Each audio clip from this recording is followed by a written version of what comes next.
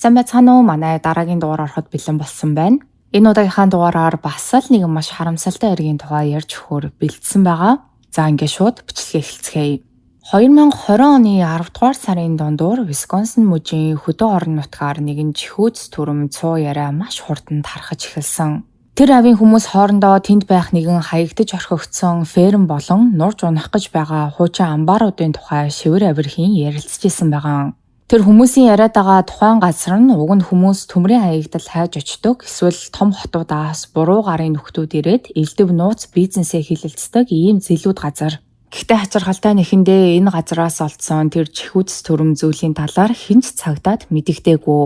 За гэтэл 10 дугаар сарын 14-ний өдөр Висконсин мужийн Оклер хотын хар тамхитай тэмцэх хэлтсийн мөрдөгчөд өөрсдийнх нь шалгаж исэн нэг хар тамхины гэмт хэрэгт холбогдогч этгээдээс маш сонирхолтой мэдээллийг олж авсан байдаг. Гэхдээ энэхүү этгээдийн өгсөн мэдээлэл нь хар тамхитай огт хамааралгүй зүйл байсан. Энэхүү хар тамхины хэрэгээр баригдсан хэрэгтэн нь Рашагийн хочтой 37 настай Муу Тав гэгч этгээд тэрээр өөрийнх нь найз охиных нь аав болох Бернард гэгч этгээдийн доор хэвш хагчаар ажилладаг бөгөөд тэрээр нэгэн аимшигтай яриаг сонссон талаараа мөрдөгчдөд ярьсан байдаг. Тэгээ Раша ярихдаа нэг удаа би Бернардын гэрт нь байж тойл тэр гэртээ ирээд мэдхгүй юм ямар ч байсан хүний цогцос олсон талаараа маш хачин зүйл ярьсан. Би эхэндээ үнэн эсэхт нь итгэж чадаагүй. Гэхдээ түүний царайны хувирал бас хэр их айд сандарсан байгааг нь хараад үнэхээр ийм зүйл болсон юм байна гэдгийг ойлгосон. Бернард нэг зэлүүд хаягдсан газарт очиод нэгэн хуучин чамдаан тэндээсээ олоод нээгээд үзтэл дотор нь хүний цогцос байж исэн гэж надад ярьсан.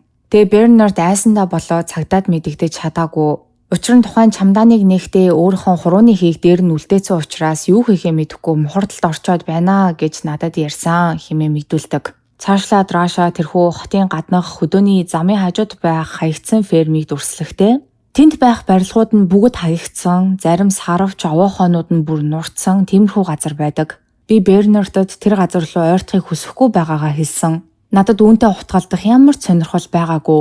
Би түүнд би айж байна. Тэр газар үнэхээр амар харагдаж байгаа болохоор намайг бити тийш нь аваачаа гэж хэлсэн. Тэгэхгүй бол тэр намайг дагуулж чод тэр чамдаан дотор байсан зүйлийг үзүүлэх гээд байсан юм л да хэмээн мөрдөгчдөд ярьдаг. Үргэлжлүүлэн мөрдөгчд түүнээс Бернард чамтай хамт машинаар явж байхдаа тэр газрыг зааж өгөхөд чамд үнэхээр бодтой зүйл юм шиг санагдсан уу гэж асуухт нь Раша тийм ээ үнэхээр амар бас муухай мэдрэмж төрсөн. Цаанаа л нэг чихүүц төрөм хачин газар. Би тэр газар руу ойртохыг хүсээгүй. Надад Бернард тэр чамдаан дотроос олдсон цогцсны аарцагны яс нь маш жижигхэн байсан учраас ямар нэг бяцхан охины цогцос болов уу гэж таамаглаж байна гэж хэлсэн хэмээн ярьсан байдаг. Үүнээс гадна Раша тухайн фермийн байршлыг мөрдөгчдөд өөрийн чадах чинээгээрээ маш тодорхой зааж өгсөн. Ингээ мөрдөгчд тэрхүү фермийг хайж болохын зэрэгцээ нөгөөх чамдаантай цогцыг харсан гих цуу ярианд холбогдсон бусад хүмүүстэй ч мөн уулзаж тэднээс мэдүүлэг авч эхэлдэг. Тэдний нэг нь Маккензи гэх эмэгтэй. Энэхүү эмэгтэйгийн хэлж байгаагаар өмнө нь хар тамхитай тэмцэх тасгийнхан Маккензигийн гэрт нэгжлэг хийж исэн байлээ. Уг нь тэр үед нь Маккензи мөрдөгчдөд өөрийнх нь таньдаг нэг хүн чамдаантай цогцос олсон тухай хэлжсэн. Гэхдээ мөрдөгчд түүний үгэнд нь итгээгүй. Ер нь бол түүнийг мансуураад галзуурсан байна. Тэгээ бас хар тамхи хэрглэж агаад үүнийгээ нуухын тулд худлаа зүйл ярьж гинаа л гэж бодсон байгаа. За яаж Маккензи энэ талаар мэдсэн бэ гэхээр Бернард тэрхүү чамдааныг олцоод зүгээр ч нэг суугаагүй. Өөрийнх нь нүд нь өөрийг нь хуураад байна гэж хүртэл бодсон. Тэгээ өөртөө ч итгэхгүй байсан болохоор үнэн гэдгийг нь батлахын тулд өөр хоёр хүнийг тэр зэлүүд газар руу дагуулж очин чамдаантай цогцыг харуулсны нэг нь Маккензи байсан байлээ. Цаашлаад Маккензигаас гадна Бернардын өөр нэг найз нь мөн мэдүүлэг өгсөн ба тэрээр хэлэхдээ Бернард надад чамдаан дотор жижиглээд хийцэн хүүхдийн цогцос олсон талаараа ярьсан. Би эхэндээ түүнд итгээгүй. Тэр цагдаа дуудах юм бол өөрөө буцаад ямар нэг байдлаар буруутан болчих үедээ гээд айж байгаа талаараа надад ярьж исэн. Дараа нь би тэр хаваар машинтайгаа явж агаад түүний зааж өгсөн газар руу хартал үнэхээр л зэлүүд талбайн голд хаанаас ч юм гараад ирсэн Чирнэлийн ягаан өнгийн чамдаан байж байгаа нь харагдсан. Тэр чамдаан хуучин бас яг л цусаар бүрхэгдсэн мэд хүрэн боронхтой харагдчихсан болохоор би шууд л хажуугаар нь өнгөрөөд явчихсан хэмээн ярьсан байдаг. За хачирхалтай нь эдгээр хүмүүсийн хинэнч цагдаад дуудлага өгөөгүй. Учир нь Маккензи, тэгээ Бернардын найз, Бернард өөрөө, Раша гэд ер нь бүгдээрээ хар тамхи хэргэлдэг. Хууль бас мансууруулах бодис зарж наймаалцдаг ийм хүмүүс байсан. Тийм болохоор ингээд чамдаантай цогцос олсон ч гэсэн өөрөөсөө дараа нь буруутан болох үегээд айсандаа хинт ч юу ч хэлээгүй өнгөрсөн байгаа. За ингээд О'Клэр хотын мөрдөгчөд эдгээр хүмүүсийн өгсөн мэдээллийн мөрөөр нь явсаар County Road T гэх замын хажууд байх өвс ургамландаа дарагдсан хуучин амбаарууд ихтэй газраас өнөөх Чирнэлийн ягаан өнгийн чамдааныг олдог. Ингээ мэдээж хэргийн газар дээр тэр дорн шинжээчэд ирж хэргийн газарт үзлэг хийж эхэлсэн. Гэхдээ хачирхалтай нь тэр хавьд ямар нэгэн аллах болсон шинж тэмдэг огт байгаагүй. Тэгээ мөрдөгчүүд өнөөх чамдааныг нэгэд үзэхэд дотроос нь бараг бүрэн задраад яс төдий болцсон хин нэгний цогцос гарч ирсэн байдаг.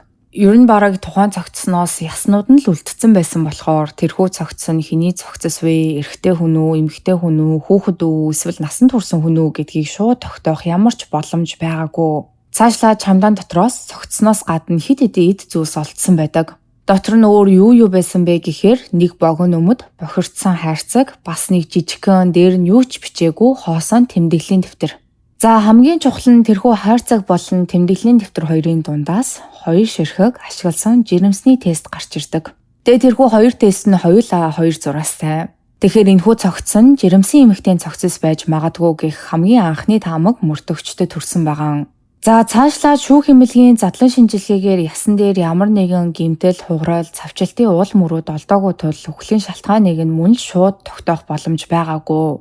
Үүний дараа шинжээчид зохицоонд ДНХ-ийн шинжилгээ хийлгэхээр мөн шүдний эмнэлгийн бүртгэлүүдтэй тулахын тулд үлдсэн эсгүүдийг нь лаборатори руу илгээсэн байдаг. За ийхүү шинжээчид цогцсонд үзлэг шинжилгээ хийж байх зуур мөрдөгчид тухайн цогцос олдсон фермийн тэр хавийг бүхэлд нь нэгжиж агаад фермийн арын хэсгээс өөр нэг сэжүүр олсон нь Розали гэсэн бичигтэй нэрийн хуудас. Ингээ мөрдөгчид Розали гэх нэртэй тэрхүү нэрийн хуудасны эзнийг нь хайгаад үзтэл тухайн эмэгтэй 3 сарын өмнө ор сураггүй алга болсон гэх мэдээлэл гараад ирдэг. За одоо бүгдээрээ энэхүү Розали гэх эмэгтэй хэрхэн ор сураггүй алга болсон талаар ярьцгаая.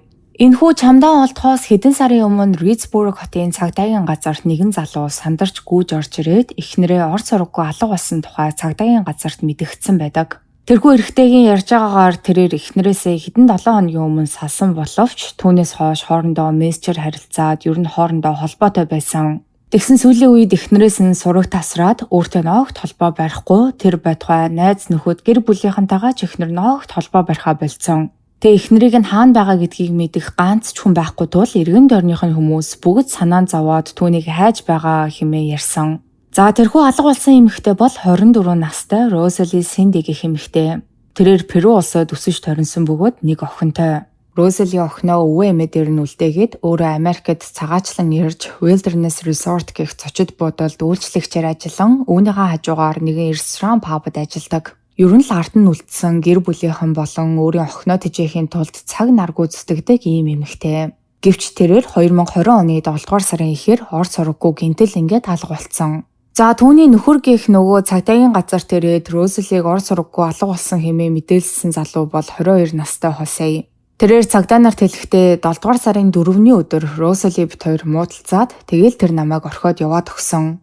Маргааш нь харин Розали над руу би Шикаго руу нүүж тэндээ шинэ амьдрал эхлүүллээ гэж мессеж бичсэн хэмээн хэлээд өнөөх мессежийг нь цагдаа нарт үзүүлсэн байдаг.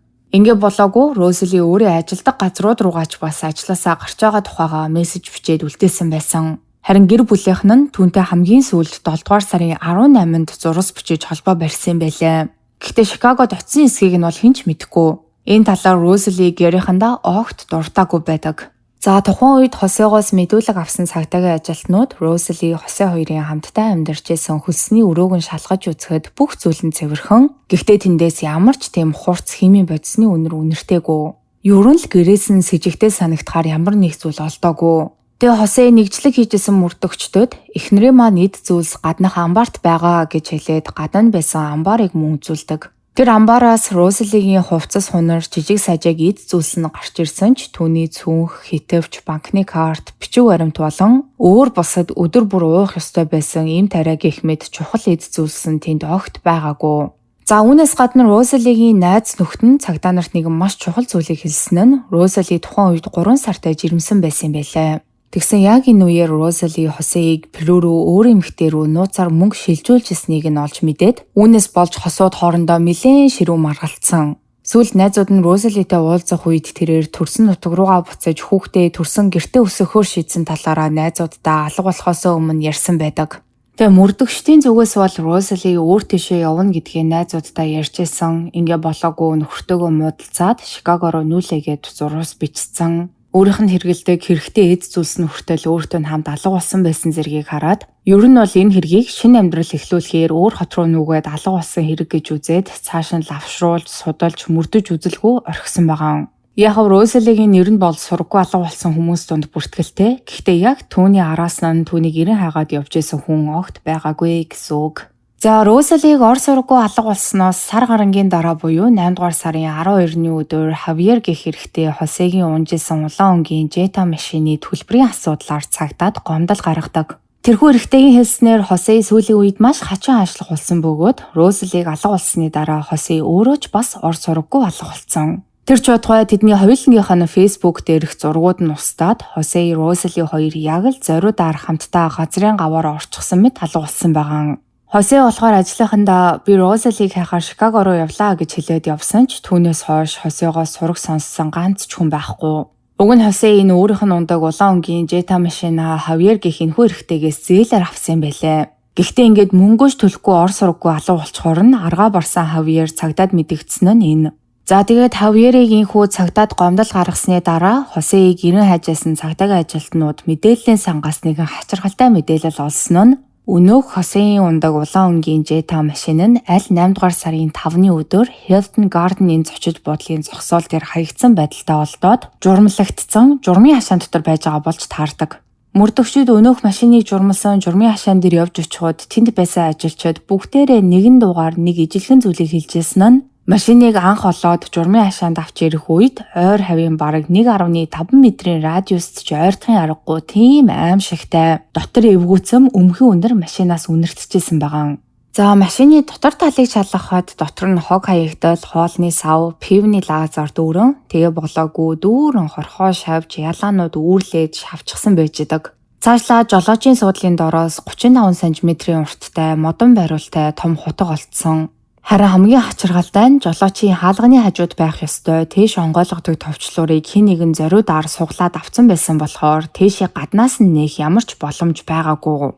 Эхэндээ мөрдөгчд за энэ машин ийм амар үнэртэй байгаа юм чинь тийшнээс нь хэн нэгний цогцос гарч ирэх магадлалтай юм байна да гэж таамаглажсэн байгаа. Тиймээс мөрдөгчд тийшээ гаднаас нь хөшөөд хүчээр нээсэн боловч дотор нь цогцос бол байгаагүй. Тэшнээс нь ердөөл, гутал, скейтборд, машины домкрат болон төмрийн хэрэгслүүд л олддог.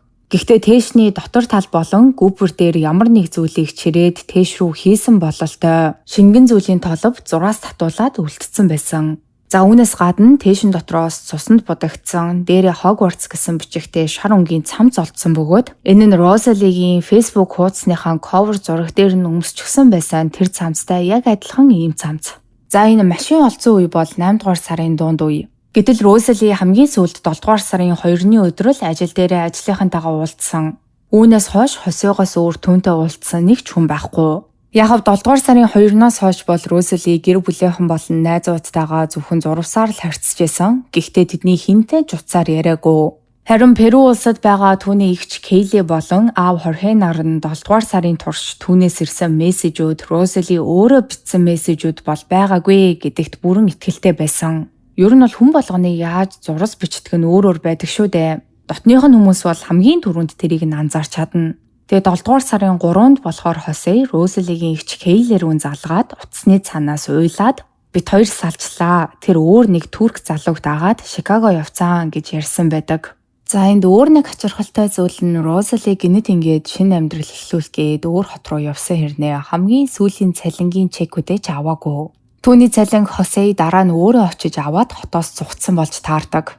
Үүнээс гадна Розалигийн бүр анх Америкт ирэхдээ хэрэгжилжсэн хуучин утас нь мөн нөгөө гэрт нь орхигдсан эд зүйл дундаас олдсон юм байлээ. Тэгээд тэр утсан дээр нь түүний анх Америкт ирэхдээ авахулж исэн зурагнууд байснаас гадна тэрхүү зургууд дээр нөгөө Чернелийн агоонгийн чамдаан нь мөн харагдчихэдэг. За мөрдөгчд нөгөө чамдаан дотор байсан цогцыг олсныхон дараа хэн гэдгийг тогтоохоор DNA тест хийсэндээ. Тэгвэл DNA-гийн шинжилгээгээр чамдаан доторх цогцос Розалигийн цогцос мөн гэдг нь бүрэн батлагдсан байдаг. За ингээ Розалигийн цогцос олдсны дараа Хосеийг баривчлах тушаал гарсан ч тэрээр хаана байгаа нь мэдэгдэхгүй ор мөргөө алга болсон байсан. Бүр 3 жилийн турш түүний хаана юу хийж байгааг нь огт мэдэгдээгүй. Түүний талаар ямар ч сэжүүр гараагүй. Гэтэл 2023 оны 11-р сарын сүүлээр шөнийн 12 цаг 30 минутын үед Миссури мужийн Gladstown хотын цагдаагийн ажилтан зогсоол дээр зогсож байгаа нэгэн машиныг олж хараад хулгайлагдсан хэмээн тэмдэглэгдсэн машинтай маш төстэй машин байгааг анзааран шалгаад үзтэл үнэхээр хулгайлагдсан хэмээн тэмдэглэгдсэн тэрхүү машин мөн болж таардаг. Ингээд цагдаагийн офицер тэрхүү машин дээр явж очиод жолоочтой нь ярилцах үед тухайн жолооч өөрийгөө Мигель Торрес гэж танилцуулсан байгаа. Тэгээ цагдаагийн ажилтнууд тухайн этгээдийг машинаас нь буулгаж ирээд машиныг нь шалгаад үзэхэд машин дотроос нь өөр нэртэй хэд хэдэн хуурамч жолооны үнэмлэхнүүд гарч ирдэг. Гэхдээ тэрхүү жолооны үнэмлэхнүүдийн нэг нь бол жинхэнэ байсан. Тэгээд тэр жинхэнэ жолооны үнэмлэх дээр нь бичээстэй байсан нэр нь Хосе. Ингээд цагдаа нар түүнийг саатуулан түүнээс асуултууд асууж авах үеэр зочирдон мэдээлэл тэдэнд ирдэг. Тэрхүү хуурамч бичиг баримттай залуу бол Висконсин мужид хүний аймнаас санаатаагаар хүнөөсөн хэрэгээр 3 жилийн турш эрен сурвалжлагдаж байгаа Хосе Домингес Гарсиа мөн байна гэсэн мэдээлэл. Хажиргалтай нь Хосе ийхүү зүхтаж явах хугацаанд шинэ хамтрагчтай болоод шинэ амьдрал эхлүүлээ зогсохгүй утасныхаа дэлгэцэн дээр дөнгөж 1 сарын өмнө төрсэн бяцхан охиныхоо зургийг тавьсан байсан. Тэ болоогүй баривчлагдаад машин дотор явж явах үедээ Хосе "За би ч одоо нэлээд удаа хоригдох байх та. Охин маань дөнгөж төрсөн юмсан" хэмээн хэлсэн байдаг. За ингээ Хосеийг баривчсныхаа дараа мөрдөгчөд түүнээс мэдүүлэг авч утсыг нь мөн шалгаж үздэг. Тэгсэн Хосеийн утсан дээрээс нь олдсон мэдээллүүд бүр ч аимшигтай. Тэрээр 2020 оны 7 дугаар сарын 6-наас 30-ны хооронд утсан дээрээ Google-с өөртөө ойрхон байх зэлүүд газруудын талаар болон Мексикийн хил рүү хэрхэн нэвтрэх тухай хайсан байсан. Мөн 7 дугаар сарын 22 буюу эхнэрээ орц сургуу алга болсон гэж цагдаад мэдэгдэхээс ердөө ганцхан хоногийн өмнө хүний цогцос бүрэн задрахад хэдэн хоног шаардлага тавь гэж утсан дээрээсээ хайсан байдаг. За ингээ болоогүй Хосе 7 дугаар сарын 23-нд Walmart-аас burner phone худалдаж авсан нь тогтоогдсон. Тэгээ энэ утас нь болохоор түүний нөгөө хаягдсан машинаас нь олдсон юм байлээ. Мөрдөгчид түүнийг энэ утсыг худалдаж авсныхаа дараа яг хаашаа явсан гэдгийг нь утасных нь байршлаарч шалгаад үзэхэд Хосег 7 дугаар сарын 23-наас эхлүүлээд 2-3 өөр хотод руу яваад 3 хоногийн дараа буюу 26-ны өдөр буцаад гэртээ ирсэн байгаа. Тэгээ энэхүү аяллахын дараа Хосе Розалигийн цогцыг өөрийнх нь Чернелийн аган өнгийн чамдаан дотор чихэж хийгээд хэр баргийн хүн очтгүй зэлүүд ферм дээр хайсан нь энэ байсан. За 2025 оны 1-р сард болсон шүүх хуралдыг Хосе эхнэр болон хэвлээдэх хүүхдийнхээ амь насыг хөнөөсөн хэмээн хэрэгэ хүлээдэг.